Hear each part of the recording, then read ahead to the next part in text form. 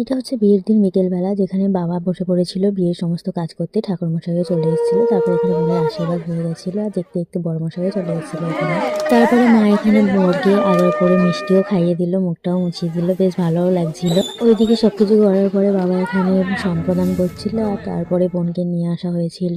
এই রিচুয়ালটা যখন হচ্ছিল তখন আমি হচ্ছিলাম রেডি, কারণ এতটাই কাজের চাপ ছিল যে আমি রেডি হওয়ার সময়ই পাচ্ছিলাম না। যাই হোক, পরে যখন ভিডিওটা দেখলাম তখন বেশ ভালোই লাগছিল যে যে আমি না থাকা থেকে সবাই এত মজা করেছে, আর আমি এই টাইমটা হচ্ছিলাম রেডি। কারণটা আমার রেডি হতে সত্যি খুব দেরি হয়ে গেছিলো, তখন এগুলো সব কিছুই হয়ে গেছে।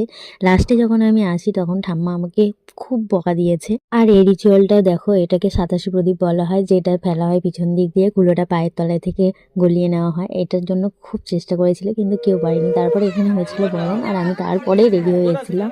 আর এই যে ঠাম্মা আমাকে বকছে, এত দেরি করে ফেলেছিস, এতটা কেন দেরি, কি করা যায় বলো, বিয়ে বাড়িতে অনেক কাজ থাকে, সেগুলো সামলে নিজেকে তৈরি করা অনেকটাই সময় লেগে গেছিল আমার। যাই হোক, অনেকটা দেরি হয়ে গেছে আমার আসতে, তাই এইটুকুনি সময় বোনের কাছাকাছি থাকতে পেরে আমার সত্যি খুব ভালো লাগছিল।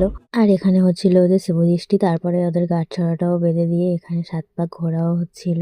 এই টাইমটা হচ্ছে একটা মেয়ের কাছে স্বপ্নের ব্যাপার, আর বোনকে খুশি খুশি দেখে আমারও খুব ভালো লাগছিল। দেখতে দেখতে কবে যে এই দিনটা চলে এলো আমি বুঝতেও পারলাম না। ছোটই থেকে বোন আমার ছিল, আর এখন হয়েছে অন্যর বাড়ির বউ। আজকের থেকে নতুন জীবনে পা দিল ও।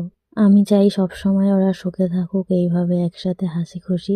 এখানে ওরা ঘর ধরা নিয়ে ঝামেলা করছিল, একটু টাকা পয়সাও নিল কিছুটা। তারপরে চলে এসেছিলাম সবাই মিলে এখানে খাওয়া দাওয়া করতে। সো তোমাদের ভিডিওটা কেমন লাগলো কমেন্ট করে জানিও। ভিডিওটি ভালো লাগলে like, comment, share and subscribe করে দিও। টাটা।